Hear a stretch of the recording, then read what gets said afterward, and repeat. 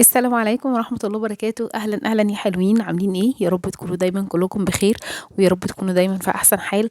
يلا النهاردة عشان جايلكم بفيديو جديد. يلا نحط لايك مع بعض للفيديو، وكمان ما تنسونيش في كومنت حلو، واللي لسه مشتركش في القناة اتمنى يشترك. يلا بينا بقى نشوف النهاردة يومنا ماشي ازاي.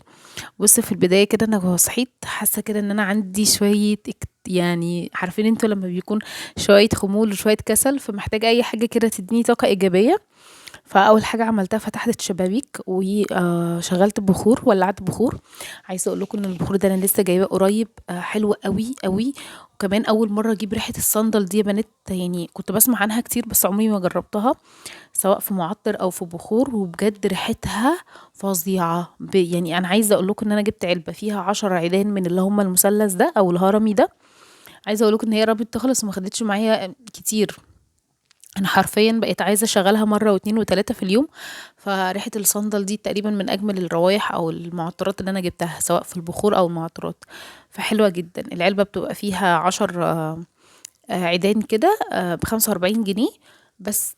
بيبقى على شكل الهرم كده، بس بصراحة حلو جدا، مش بيحتاج بقى فحم ولا أي حاجة. هو مشكلته بس ان هو بيخلص بسرعة، بس يعني حرفيا بيقلب ريحة الشقة حلو جدا. المهم بقى فولعت بخور كده عشان بس الريحة الحلوة مع القرآن، وفتحت الشبابيك. كل ده من الحاجات اللي بتديكي كده طاقة، ولو قايمة كسلانة أو زهقانة أو ما عندكيش أي طاقة أو حماس إنك تعملي أي حاجة، فبجد اعملوا كده هتلاقوا الطاقة الإيجابية دخلت الشقة ودخلت البيت. لأن الحاجات اللي بتدينا طاقة سلبية في البيت هي الضلمة وعدم التهوية، وكمان عدم وجود القرآن في البيت، فكل الحاجات دي بتديكي لنا طاقة سلبية شوية. فالمهم بقى دخلت كده اول حاجه برضو عملتها، ألملم الغسيل كده علشان محطوط على حبل، عايز يتلم بصراحه وما كسلش، فقلت خليني ابدا بيه. لملمته كده مع بعض وسبته كده على جنب لحد ما اشطب المطبخ علشان نعمل مع بعض الغدا. هنعمل النهارده مع بعض وصفه للفراخ من اكتر الوصفات اللي بحبها جدا. تابعوا الفيديو للاخر ان شاء الله هتعجبكم. قولوا لي بقى، طمني عليكم عاملين ايه. انا بس كنت وقفت علشان الاذان كان بيأذن. المهم بقى يلا نرجع مع بعض تاني. فزي ما قلت لكم كده هنعمل وصفه للفراخ حلوه جدا، تتبيله تحفه هتعجبكم قوي. اول حاجه عملتها لملمت المطبخ كده علشان اعرف انضف الفراخ بتاعتي، عشان انا طول ما هو المطبخ كده فيه مواعين او حوض، برغم ان يعني المواعين ما كانتش كتير قوي، هم بس شويه المواعين مكان للسحور بتاع امبارح بالليل. كسلت جدا يا بنات، حتى حاسه ان انا يعني لو اتسحرنا وكأن الاكل ده كان محطوط فيه بنج بجد، يعني لو اتسحرت على طول دخلنا نمت. لملمت بس الاكل كده بالعافيه مكاننا، وسبت كل حاجه في المطبخ. وسبت المواعين، وكنت كنت فين حرفيا، يعني كنت مرهقه جدا وتعبانه وهموت وانام. نمت بقى وصحيت تاني يوم زي ما انتم شايفين كده. بصراحه نمت كده واخدت كفايتي كامله في النوم. وياسين كان ربنا يهديه كده معايا شويه كده، وايه وظهر حس بيا وقال لي يا ماما انا هسيبك تنامي شويه. فالمهم نمت صحيت تاني يوم الصبح كده، وكان ابراهيم بقى عشان نزل شغله فجاب لي الحاجات قبل ما ينزل كده، حطها لي في السبت. فقلت استغل بقى لحد ما هو يجيب الحاجه. وياسين كان لسه كده ايه يعني، صحي بس كان لسه بقى ما اداناش الوصله بتاعت العياط بتاعته. فلملمت كده المواعين مع بعض، وقلت الملمها بسرعه علشان ابدا انضف الفراخ لحد ما ابراهيم يجيبها لي، تكون الحوض فاضي عشان اعرف اغسلها براحتي، والمواعين كمان ما تتزفرش او حاجه. طمنوني عليكم، قولوا لي عاملين ايه، كويسين؟ بدأتوا بقى روتينات العيد ولا لسه؟ ويلا علشان خلاص ما بقاش في وقت خالص، الايام بتجري. ان شاء الله برضه عايزه ابدأ بقى، لان انا كده كده مش هعمل حاجات كتير في الشقه. عندي يعني شبه ان انا عشان لسه عاملاها قريب، فالدنيا لحد ما عندي نظيفة يعني. كمان عندي الحفاظات اللي انا كنت لسه جايباها جديدة، برضو هنفرشها مع بعض. فمش محتاجة اغسل السجاد عشان هو برضو نظيف، مش يعني مش عايز يتعمل قوي. ممكن نعمله على البارد ما عدا بس السجادة بتاعت غرفة النوم هنعملها مع بعض ان شاء الله.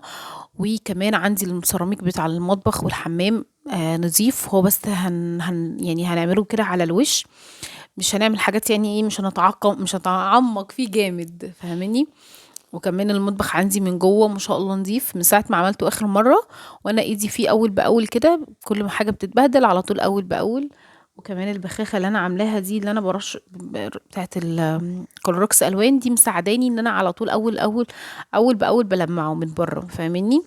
فالداخلي والخارجي بتاع المطبخ لا نظيف، هو بس الشفاط هنعمله مع بعض، والكمان السيراميك، البوتاجاز يعني ممكن نعمله زي نص تنظيفة كده ان هو اتنضف، كمان التلاجة. فيعني عايزين نقول ان ممكن المطبخ ياخد معايا يوم واحد، هو والحمام بالتلاجة وكده يعني، وباقي الشقة بقى هقسمها برضو ان شاء الله على يومين، فعشان كده انا مش شايل هم اوي يعني. حتى الستاير بتاعتي نظيفة، بس بفكر ان انا انزلها اغسلها كده من باب الايه، عادة. عارفين انتوا لما تكونوا متعودين مع بعض متعودين ان لازم الستاير تنزل والسجاد يتشال ويرجع يتفرش تاني عشان نحس بكده بالروتين بتاع العيد. فلو نزلتها غسلتها فانا هغسلها بس. فلو هنتكلم ان هم نضاف فهم نضاف، فهي الفكرة بس ان انا بفكر انزلهم عشان احس بزهوة وزهزهة العيد، انتوا فاهمين؟ فقولوا لي بقى عملتوا ايه، ابتديتوا ولا لسه؟ فان شاء الله هنبدأ انا مع بعض كده خلال اليومين الجايين، علشان مش عايزة اسيب الشقة قوي، الجو ابتدى يسقع تاني بعد ما كان ظبط شوية. فانا مش عايزة ان انا ايه اشيل السجاد واخلي الارض كده ايه من غير حاجة لفترة طويلة، عشان الجو ابتدى يسقع كده وتمام. المهم بقى يلا بينا نعمل الفراخ مع بعض. السين ابتدى يزن، سكته وارجع لكم تاني. بصوا بقى هنكمل مع بعض الفيديو، ياسين كده خدته على رجلي علشان اسجل لكم بقيه الفويس اوفر لانه مش راضي يسكت. فتقبلوا منه، تقبلوا منه بقى اي اصوات يا جماعه. وبالمناسبه هو هيسلم عليكم كمان في الفيديو ده، فتابعوا الفيديو للاخر. تعالوا بقى بصوا الطريقه اللي انا بتبل بيها الفراخ عشان النهارده هنعملها مع بعض مشويه. بصوا جبت بصل، عملته كده في المبشره ناعم علشان اخد الميه بتاعته. بس للاسف بقى ان البصل طلع اللي هو الابيض الجديد ده، عارفينه اللي موجود دلوقتي بكثره بقى في السوق، الميه بتاعته قليله جدا جدا. يعني انا على طول دايما بستخدم البصل الاحمر يا بنات، ميته بتبقى زياده وحلوه، غير كمان طعمه المسكر بيبقى طعمه حلو جدا في الاكل. انا بصراحه من الناس اللي بتفضل البصل الاحمر. بس جربت البصل الابيض ده بقى، عماله اعصر فيه مفيش ميه راضيه تنزل منه خالص، فقلت خلاص كده كده اوريدي انا يعني بشراه ناعم جدا، فخلاص خليني اخد البصله كلها على بعضها، لاني ما كانش عندي في وقتها غير البصل الابيض ده. تمام. حطيت بقى بصلتين كده كبار ومعلقتين مايونيز، لو ما عندكيش مايونيز مفيش مشكله، ممكن تحطي مستردة. سواء ده او ده بيخلي الفراخ طعمها حلو، وكمان بيعجل بسواها، يعني بيسرع في سواها وبيطريها جدا. فالمهم بقى هنا حطيت توابل فراخ، بهارات فراخ، وحطيت رشة قرفة وفلفل اسود وملح والبصل زي ما انتم شايفين، وكمان حطيت معلقتين كبار من مايونيز.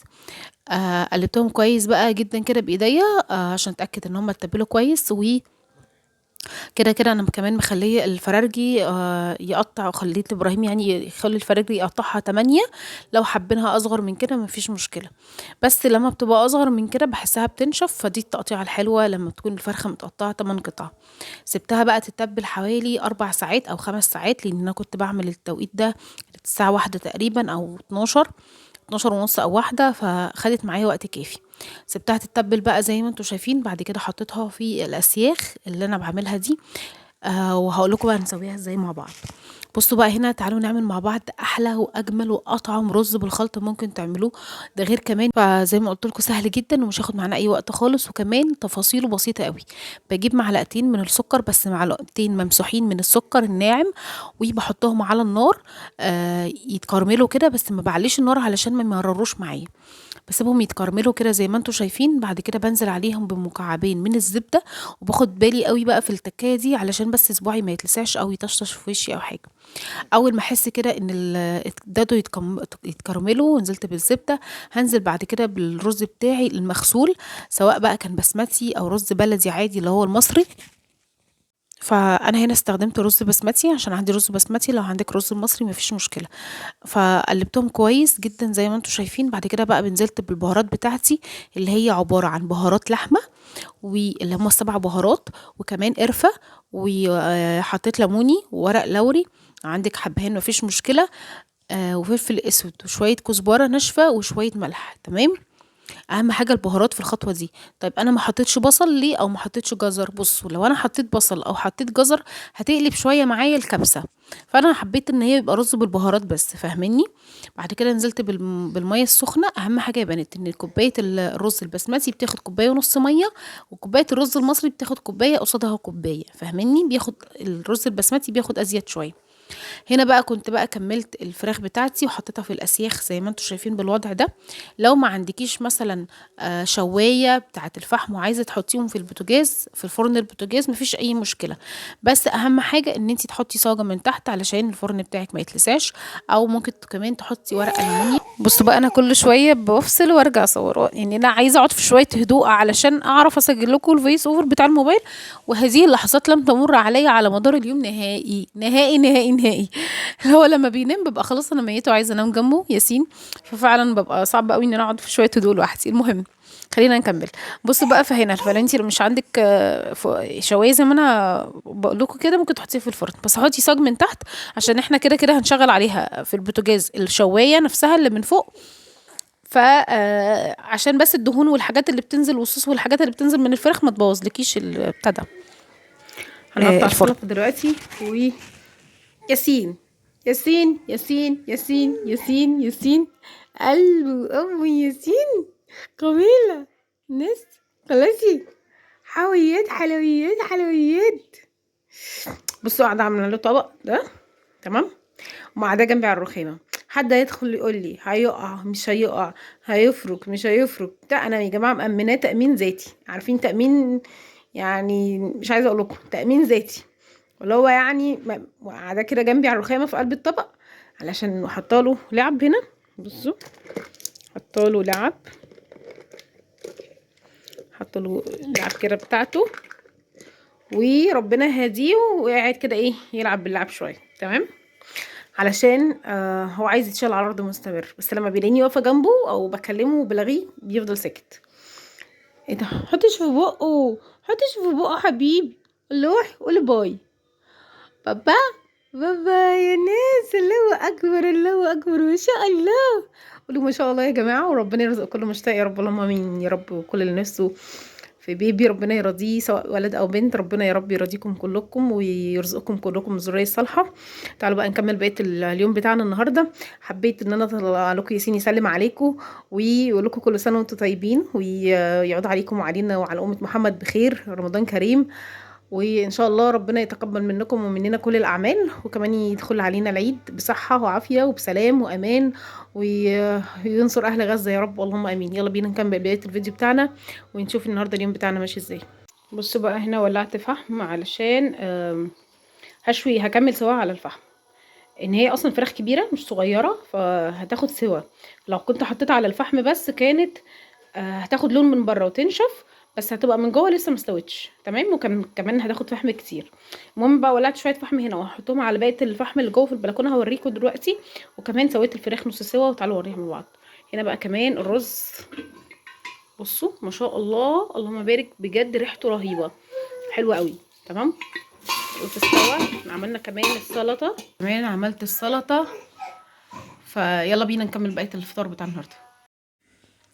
بص بقى هنا كنت خلاص الشوايه بتاعتي، الشوايه المتواضعه عايزه اقول لكم ان دي مش شوايه اصلا، وان دي عارفين انتوا الصاجه بتاعه الجبن عند المحل اللبان او السوبر ماركت بيبقى عندهم كده العلب الصاج دي، او صفايح الصاج اللي هي بتاعه السمنه او بتاعه الجبنه اللي بيبيعوها سايبه. المهم ان هي كانت علبه صفيح، خدتها من السوبر ماركت قسمتها كده بصفيحه المنشار ولبستهم في بعض زي ما انتوا شايفين. عايزه اقول لكم ان هي عندي بقالها تقريبا حوالي 4 سنين.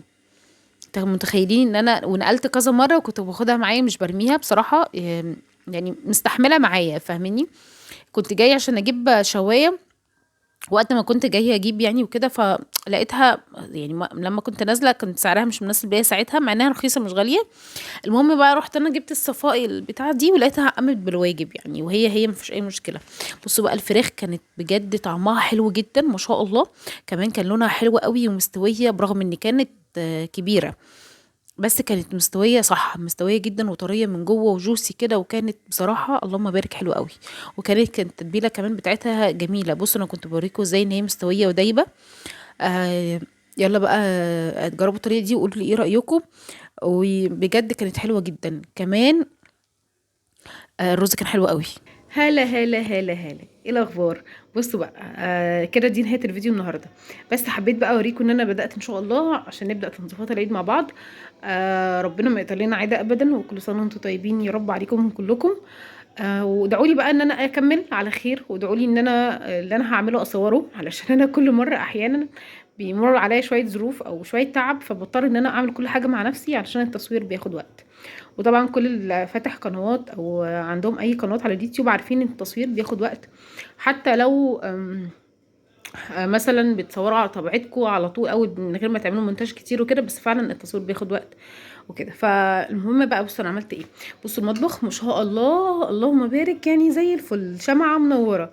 خلصت كده الغدا بتاع النهارده اللي انا صورته معاكم، وكمان عملت لهم حاجة حلوة. بصوا انا عملت لهم هنا بسبوسة، مش عارفة باينة ولا لا. اهي بعمل لهم بسبوسة هنا. بتاع اللي في الفرن ده هنشيله عشان كنت بعمل فراخ من كام يوم وعملتها في الفرن في الشواية، ونسيت احط حاجه من تحت، فده ان شاء الله هننضفه مع بعض. هنا عملت لهم بسبوسه تمام، قربت تستوي اهي. والشربات كمان على النار. ظبطنا كده الدنيا خالص، لملمنا المطبخ ولملمنا الرخامات وشطبنا المواعين، مفيش اي مواعين الحمد لله في الحوض، زي ما انتم شايفين اهو الحوض زي الفل. تمام. شلت بقى هنا السجاده اللي كانت في المطبخ علشان ابدا انقعها، لان انا المشايات الصغيره بتاعت الشقه كلها او السجاد الصغير كله اللي بيجي على قد مساحه البانيو بنقعه، علشان هو اكتر حاجه بتتهلك.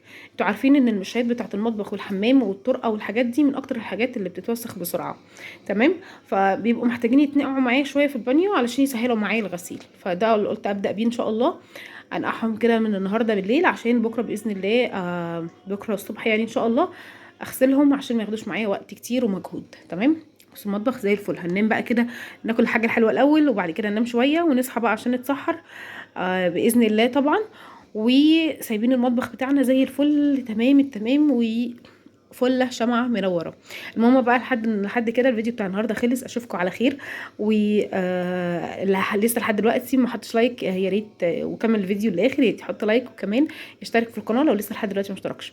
يا رب يكون الفيديوهات بتاعتي بتعجبكم، وكمان ادعوا لي دعوه حلوه ولكم بالمثل. واشوفكم على خير، مع السلامه.